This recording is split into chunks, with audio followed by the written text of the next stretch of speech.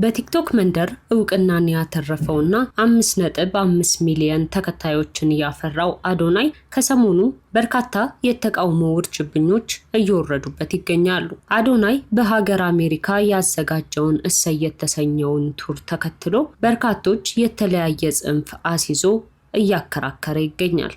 ይህ ብዙዎችን እያጨቃጨቀ ያለውና በበርካቶች ዘንድ ምቀኝነትና የሰውን ለውጥ አለመፈለግ ነው እየተባለለት የሚገኘው ጉዳይ መነሻው ምንድነው የሚለውን እንዲሁም አዶናይስ ተቃውሞ የገጠመው በማንና እንዴት ነው የሚለውን እናጋራችኋለን። በዚህም ጉዳይ ላይ ኑቲ ዳሎል እጅግ ተማሮ ያስተላለፈው መልእክት አለ። እሱንም እናደርሳችኋለን። በሌላ በኩል አዶናይ ለተቃወሙት ሰዎች ምላሹን ሰጥቷል። ምን አለ የሚለውንም በዝርዝር ይዘንላችሁ ቀርበናል። እስከ ፍጻሜው ድረስ አብራችሁን እንድትሆኑ ግብዣችን ነው። ሰላም እንደምን አላችሁ የሮም ቲዩብ ተከታታዮች። ሮም ቲዩብ አዳዲስና ወቅታዊ ጉዳዮችን ወደ እናንተ ይዘን የምንቀርብበት ቻናላችን ነው። አዘጋጅቼ የማቀርብላችሁ ሮማን ጌቴ ነኝ። ሮም ቲዩብን ሰብስክራይብ፣ ሼር፣ ላይክ እና ኮሜንት እያደረጋችሁ አብራችሁን እንድትሆኑ እንጠይቃለን። ወደ ዝግጅቱ እንለፍ። አዶናይ በበርካቶች ተወዳጅነትን ያተረፈ ትናንት የተጠላበትንና የተንቋሸሸበትን ታሪክ በአዲስ ማንነት ቀይሮ የራሱን ብቻ ሳይሆን የበርካቶችን ሕይወት በማገዝ የቀየረ ወጣት ነው። ከጊዜያት በኋላ በእርዳታ ጉዳዮችና በመልካም መንገዶች ላይ ስሙ በተደጋጋሚ የሚነሳው አዶናይ ታዲያ በቅርብ ጊዜ ሀርት ቱ ሀርት ከተባለ ድርጅት ጋር ወደ አሜሪካ በመሄድ የ25,000 የልብ ታማሚ የሆኑ ህፃናትን እርዳታ እንዲከናወን ለማድረግ እየሞከሩ ከነበሩ ሰዎች ዋነኛው እንደነበረ ይታወሳል። አሁን ላይ ታዲያ የሄደበትን የልብ ሕክምና የሚያስፈልጋቸውን ልጆች የማገዝ ሁኔታ በተወሰነ መልኩ አከናውነው ከተጠናቀቀ በኋላ እሰይ ቱር የተሰኘ በምነው ሸዋ ኢንተርቴይንመንት አዘጋጅነት አዶናይ ሞቲቬሽናል ስፒከር ኢቨንት አዘጋጅቷል። ታዲያ ይህ ፕሮግራም በማርች 28 እንደሚካሄድና በርካቶች እንዲገኙበት ይፋ ከሆነበት ጊዜ ጀምሮ ብዙ የሚባሉ ተቃውሞዎች እየተሰሙ ይገኛሉ። የሚቃወሙ ሰዎች እንደሚሉ ከሆነ በአሜሪካ ተቀምጠን ለስንት ዓመት ሙሉ ስንኖርና የትኛውንም ስራ እየሰራን ህይወታችንን ማስቀጠል የቻለን ሰዎች ሆነን ሳለ እንዴት ከካናዳ ኑሮ ከበደኝ ብሎ ባዶ እጁን ወደ ሀገሩ ከተመለሰ ሰው ገና ለገና በሶሻል ሚዲያ አለፈልኝ ብሎ በውጭ ኑሮውን መግፋት ለቻለ ሰው እንዴት ላነቃቃችሁ ይላል የሚል ተቃውሞ ነው። ከነዚህም ውስጥ በርካቶች በቲክቶክ መንደር አጀንዳ ለመሆን ብሎ ሃይማኖቱን ይቀይራል እያሉ ስሙን የሚያነሱት ዮናስ ሙሉነህ ወይም ዮኒ ማኛ እንዲህ ይላል። አሜሪካንን ሞቲቬት ላርጋችሁ ስለ ስራ ብሎ መምጣት ስድብ አይደለም። ገንዘብ ለምንም መጣ እንደገና ላነቃቃችሁ የሚባል ነገር አለ። ለኛ ንቀት ነው። ሰው ይሄንን ጉዳይ እንዴት እንደቀልድ እንደተመለከተው አልገባኝም።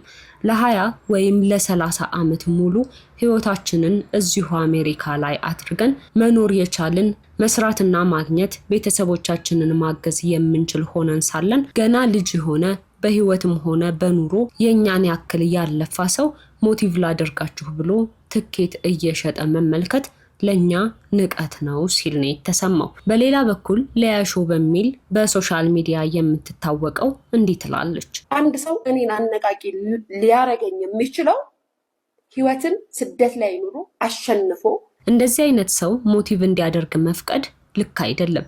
በካናዳ ህይወትን መምራት ያቃተው ሰው በስደት ሆነው ረጅም ዓመት ማስቆጠር ለቻሉ ሰዎች ማነቃቂ ያለኝ ብሎ መምጣቱ የማይሆን ነው። ልትረዱት ካሰባችሁ እናንተ አንድ በርገር የምትበሉበት ዶላር በኢትዮጵያ ሲመነዘር ዋጋ ስላለው እሱን እንደ እርዳታ ስጡት ስትል ስትሳለቅ ተናግራለች። ሌሎች በርካቶች ሰዎችም እንዲህ አይነት ስሜት ያላቸው ንግግሮችን ሲናገሩ ተሰምቷል።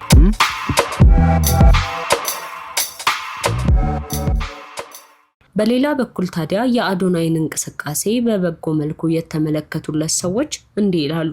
ሰው ንቆህ እግዚአብሔር ሲያከብርህ እንደዚህ ነው።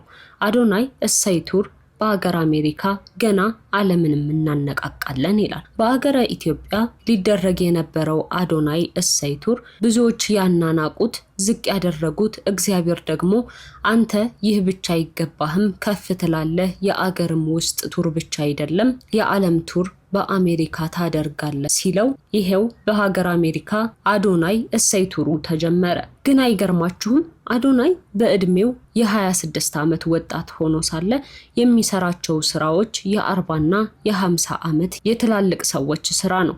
ምን አይነት መታደል፣ ምን አይነት መመረጥ ነው! አሁን ካለንበት ጄኔሬሽን አንድ ስቴፕ ከፍ ያለ፣ ነገሮቹ ሁሉ አስተሳሰቡ ፖዚቲቭ ነው። በቃ ንጹህ የዋህ የእውነት የትውልድ አርአያ ነው።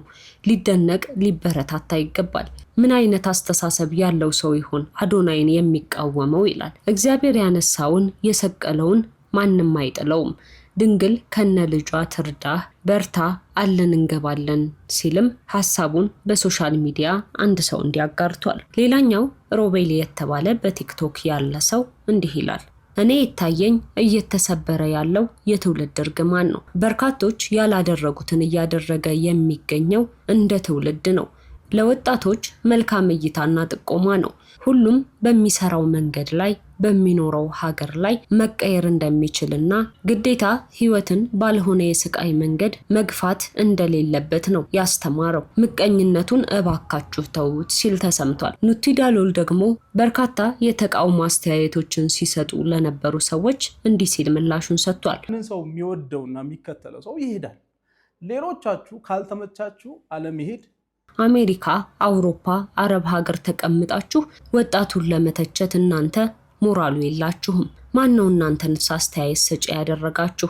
ምን ሰርታችሁስ ነው አስተያየት የምትሰጡት? ወጣቱ ላይ አስተያየት የመስጠት ምንም አይነት ሞራል የላችሁም። ቲክቶክ ላይ ያሉ የ14 እና የ15 ዓመት ህፃናት እንኳን ከናንተ የተሻለ ብዙ ቁም ነገር ሰርተዋል። ምንም የሰራችሁት ነገር የላችሁም። ስራችሁ የነበረው ቁጭ ብላችሁ መሳደብና መተቸት ነበር። ወጣቱ ላይ እጃችሁን አትጠቁሙ።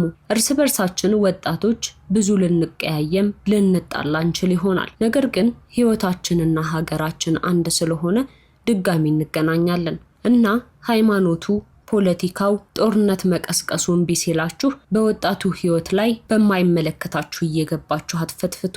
ሶሻል ሚዲያ ላይ ያላችሁ ሰዎችም እባካችሁ ስለነሱ እያወራችሁ እውቅና አትስጧቸው። ስግብግብ ስለሆኑ እድሉን ቢያገኙ ቢገሏችሁ እንኳን አይጠሉም ሲል ተናግሯል። በተመሳሳይ በቀና መንገድ ያዩት ሰዎችም እየሰጡት ያለው አስተያየት የፈለገ ይገባል፣ ያልወደደ ደግሞ ይቀራል። የአንድን ሰው ህይወት ወደኋላ እየዞራችሁ እና እየጎተታችሁ ማብጠልጠል ግን ለማንም አይጠቅምም ሲሉ እየተናገሩ ይገኛሉ። አዶናይም ይህንን ጉዳይ ከሰማና ተቃውሞውን ካዳመጠ በኋላ እንዲህ ሲል ምላሹን ሰጥቷል። እኔ እንደ ፍቅር ነው ማየው፣ እውነት ለመናገር ይሄ እንደ ፍቅር ነው ማየው። አይዟችሁ፣ ይህ የእናንተ ጥፋት ሳይሆን ያደጋችሁበት የልጅነታችሁ ጠባሳ ነው። አግኝቼ ባቅፋችሁ ደስ ይለኝ ነበር።